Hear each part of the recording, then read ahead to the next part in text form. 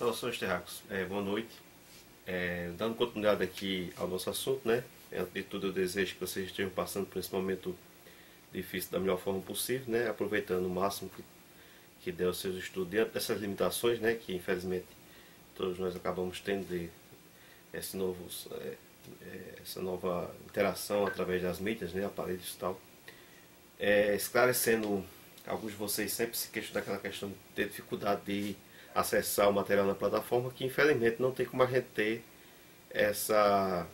saber o porquê de vocês não estarem conseguindo ver determinadas coisas. Para nós aparece como postado normal, e para vocês às vezes, não sei se é uma dificuldade, às vezes pelo sinal da internet está fraco, da questão de dados móveis, ou o próprio aparelho não ter determinado programa e não está conseguindo visualizar direito, entendeu? Então fica difícil, mas persistam, certo? Tentem, porque essa força de vontade de vocês há de ser recompensada. Então, para a turma do ciclo 6, que a gente está entrando nessa parte da termoquímica, a termoquímica ela tem muita coisa parecida com a termofísica, né? A parte da termodinâmica, porque as duas trabalham com o foco principal na questão de calor, temperatura, ok? O que diferencia é aquela coisa que diferencia também a física da química, né? A física ela estuda a matéria e o que essa matéria sofre, né? Por exemplo, a parte de termofísica, termodinâmica, vai trabalhar com a dilatação dos corpos, quanto o corpo cresceu, quanto o corpo contrai quando é resfriado. Mas, em geral, aquela matéria vai continuar sendo a mesma matéria. Ela, às vezes muda de estado físico, né? Você tem uma água que você põe para se dilatar, ela está no estado líquido e pode chegar a evaporar e ir para o estado gasoso, continua sendo água. E a química não, a química tem essa questão de o que a química estuda na matéria, as transformações da matéria, né? Como uma matéria não muda só de estado, como é que ela muda em outro tipo de matéria, né? Se converte em outro tipo de matéria. E aí nessa parte da termoquímica, a gente vê a noção básica aqui, que é comumente também trabalhada na física do calor, certo? E entra nessa parte que vocês tiveram aí na semana 2 das partes teóricas. Então, aqui tem o calor é a energia térmica que passa sempre do corpo mais quente para o corpo mais frio. Ok, isso aí é verdadeiro, certo? Por quê? Energia é algo que não se cria, certo? Não se destrói, ela sempre se transforma. E a energia é uma coisa que está sempre em fluxo. O calor é a chamada energia térmica. Ele está sempre caminhando, por isso que a gente só consegue ver o calor com determinados aparelhos adequados, né? Sensíveis às ondas de calor, porque ele está sempre andando do que está mais quente para o que está mais frio. Isso é uma das coisas que ajuda a manter a vida, por exemplo. Os pinguins que sobrevivem a temperaturas altamente negativas na Antártica, você vê aqueles pinguins imperiais, eles costumam fazer círculos e ficam alguns na borda e vão fazendo outros círculos, fechando ali. Num determinado tempo, a cada hora, a cada espaço de tempo, eles revezam. Alguém que está na borda, na beirada do círculo, troca com alguém que está dentro. Por quê? Aquele calor que está sendo sustentado a partir das bordas, mantém eles vivos naquela baixa temperatura. É a troca de calor do corpo. Só que tem um limite, né? Quem está ali na beirada está sofrendo mais o impacto da região fria. E a determinado tempo eles precisam estar revertendo. O que absorveu o calor por estar mais no interior do círculo vem para a beirada e assim eles ficam fazendo esse revezamento para suportar aquelas tempestades altamente geladas. Então, calor, a natureza já criou perfeitamente assim. Sempre vai do que está quente para o que está frio, certo?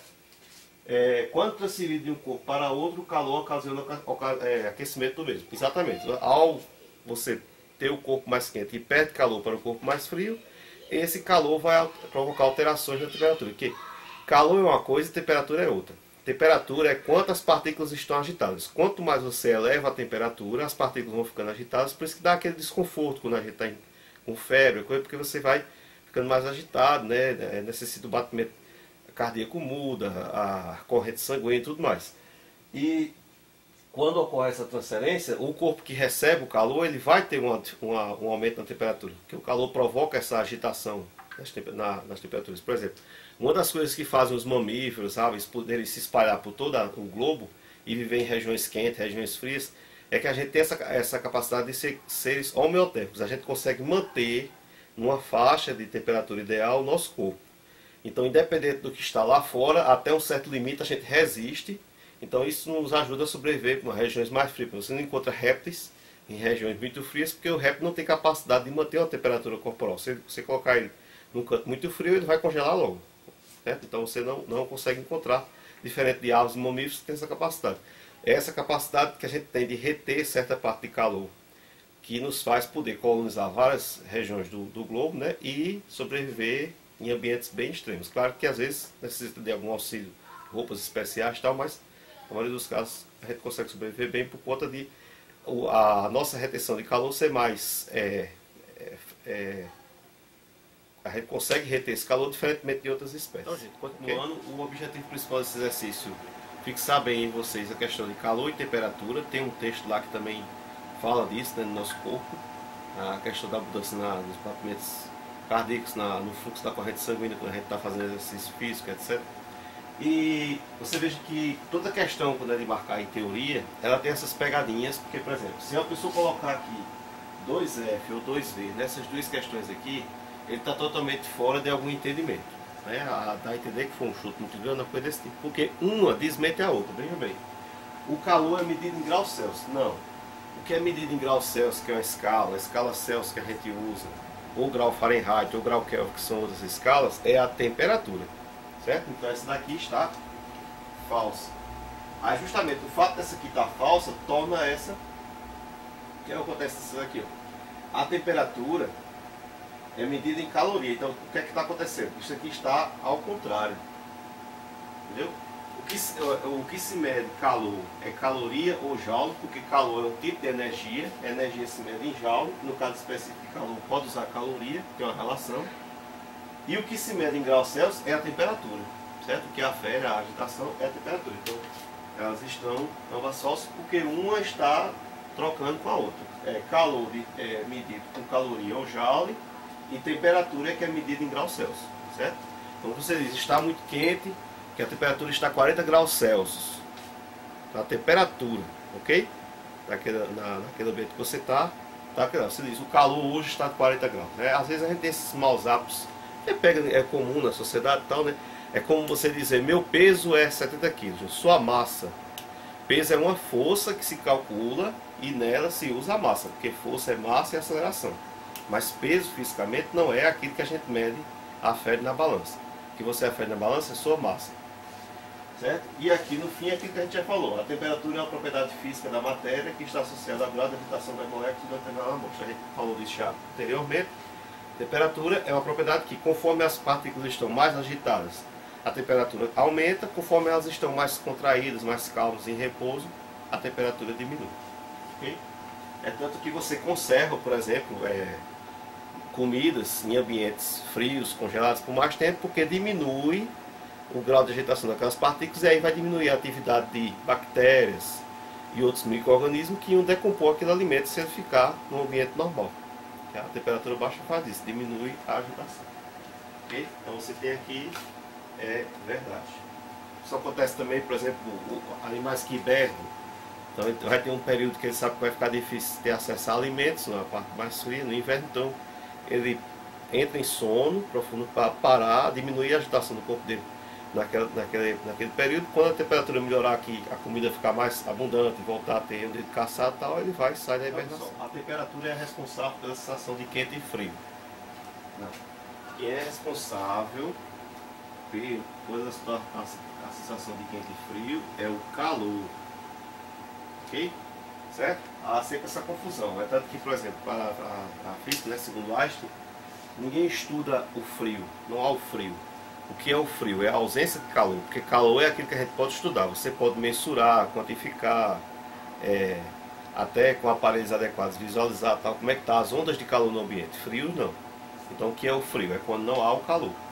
Certo? Então, o calor é quem determina a sensação de quente e frio. Você pode estar num ambiente de temperatura, por exemplo, lá num iglu, né, no Polo Norte, com lá fora menos 60 graus, menos 50 graus, menos 40, e você está dentro fazendo sua sopinha tranquilo e tal. Por quê? Porque há um isolante térmico ali naquele ambiente. É para que eles fazem o iglu numa forma esférica, né, como fosse entrado numa bola, porque aquelas camadas de gelo encaixadas daquela forma, geralmente com óleos, baleia, outros que eles queimam ali, cria um isolante térmico no ambiente e muito pouco a passagem daquela temperatura mais fria que está para dentro e ele fica ali isolado. Então, o que ocorre quando você usa um casaco, né? Por exemplo, você pode estar num ambiente extremamente frio e ter a sensação de calor, certo?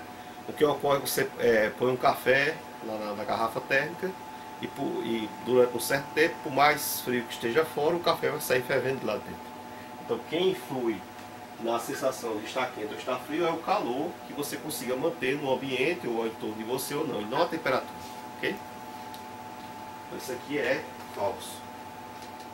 E o que é a caloria? Caloria é uma unidade criada para medir calor, que pode ser medida em joule. Em joule é qualquer tipo de energia, mas o calor específico pode-se usar a caloria. E ela é tomada a partir de quê? Do que você precisa aumentar a temperatura para que você tenha a elevação 1 grama de água em 1 grau Celsius. Então, quanto você precisa para fazer com que 1 grama de água aqueça, se eleve em 1 grau Celsius, é que se determina como sendo 1 caloria. Essa questão da relação de caloria com água é porque a gente vive no planeta que tem o nome de Terra por alguma conveniência do destino, mas na verdade a gente tem muito mais água aqui, isso é mais 60% de água. Então, na verdade era para ser planeta água. Então há sempre essa relação, e a água também tem um tipo de dilatação diferente, que a gente pode ver isso no futuro. O aquecimento dela, o resfriamento dela, numa certa temperatura de 0 a 4 graus, ocorre diferente do resto dos outros materiais. Então, caloria é isso, é a quantidade de calor que você precisa ter para que 1 grama de água aumente em 1 grau. Aqui a nossa parte teórica. Lembrando que se vocês ainda não conseguiram, não tentarem, às vezes está já passando para a 4ª semana e ser da 2ª, essas atividades, pode continuar tentando, certo? Antes você entrega com atraso, que eu não entregar, então, independente se a explicação já ajuda um pouco mais, tá? Você pode continuar tentando lá e fazer que está tranquilo, ok? Então a gente tem aqui, todas as substâncias aquecem da mesma maneira quando submetidas ao mesmo aquecimento. Mesmo que você tenha pouca ideia sobre isso, o que é que se entende por esse aquecimento? Eu não vou ter como achar que você esquenta um metal do mesmo jeito e esquenta um vidro do mesmo jeito e vão aquecer iguais, né? O metal vai se aquecer com muito mais facilidade.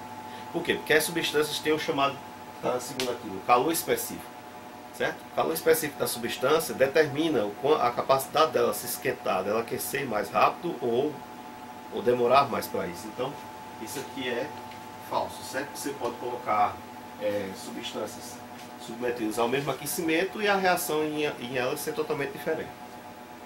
O calor específico de todas as substâncias é igual a isso aqui? Não. Calor específico é medido assim, ó. Calor específico é a caloria dividido, isso aqui é uma divisão, por grama grau Celsius. Então é cada caloria por cada grama da substância em cada grau Celsius que você está mudando na temperatura. Mas esse calor específico aqui é da água. Cada substância tem seu calor específico, ok? Agora a gente vai para a parte dos cálculos. E, pessoal, indo para a parte dos cálculos, o que é que existe? Já como eu disse antes, o que se estuda é o calor, né? Calor é aquilo que você pode medir, quantificar. Há uma maneira de se descobrir a quantidade de calor que está agindo no corpo, utilizando essa relação aqui. Então a quantidade de calor, isso aí tem explicado para vocês no texto, né? É o que? É a massa do corpo. Então quanto mais o corpo tem massa, mais ele tem capacidade de liberar calor ou absorver calor, vezes o calor específico do corpo, certo?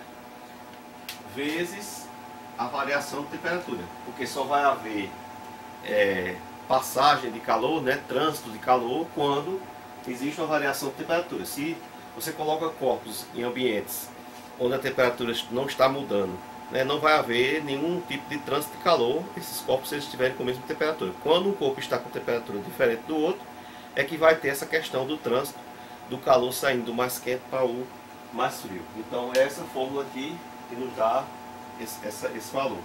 Aí a gente tem a primeira questão dizendo o seguinte: uma pedra de gelo de massa 10 gramas. Então a gente tem a massa, que são 10 gramas. Todo problema é bom você praticar, ler e na segunda leitura começar a tirar os dados para ver como encaixá-los na fórmula. Aí você tem a temperatura inicial dele está em menos 5. Então T1, TI, certo? Porque variação, toda vez que tem delta, significa variação. Então vai ter duas temperaturas. Possa ser que a do início seja 0, mas às vezes não é. Por exemplo, aqui o corpo começou com menos 5. Ok? Ele estava em menos 5. Para levar a temperatura dele até 15, então T2, vai ser 15, certo? Qual será a quantidade de calor necessária? Aí, repare, o que é que a gente tem aqui? Precisa saber a quantidade de calor, sabe a massa, sabe a temperatura. O que é que está faltando? Está faltando o calor específico. Aí a questão deu calor específico do gelo, então calor específico do gelo, a questão deu que é 0,5 caloria por grama Gauss Celsius. Por que é que ela falou isso? Porque se lembre, se a massa de água está congelada, ao sair de -5 e subir para 15, ela vai ter uma mudança de estado. Ela vai sair de gelo e virar líquida, e depois, quando ela estiver líquida, ela vai esquentar mais um pouco. Porque ela vai sair do -5 e chegar até o 0, que é quando derrete. Ela vai passar para o estado líquido, que está esquentando, e depois ela vai esquentar de 0 até 15. Então você tem duas quantidades de calor que precisa medir. Você precisa medir a primeira quantidade de calor, que é para o gelo, certo? Que é quando vai derreter. Isso aqui vai ocorrer a fusão, que é o derretimento, certo? E quanto de calor precisa para fazer isso? Então você vai ter massa, que é 10, vezes o calor específico do gelo, que é 0,5, está na pergunta, vezes a temperatura. Aí a temperatura vai ter uma variação de quanto? A temperatura vai sair de -5 e vai até 0. Então vai ser, o final dela vai ser 0, menos o inicial, que é quanto? -5. Então atentem para essa questão dessa relação de sinal aqui, certo? Você vai ter uma variação de, vai ficar 5 positivo, porque vai sair do 0 e vai subir, perdoe, vai sair do -5 e vai subir até o 0.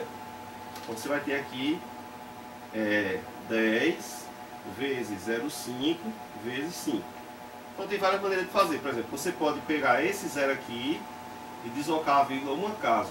Você fazer como se fosse 10 de 50 centavos, 10 de meio, que dá 5.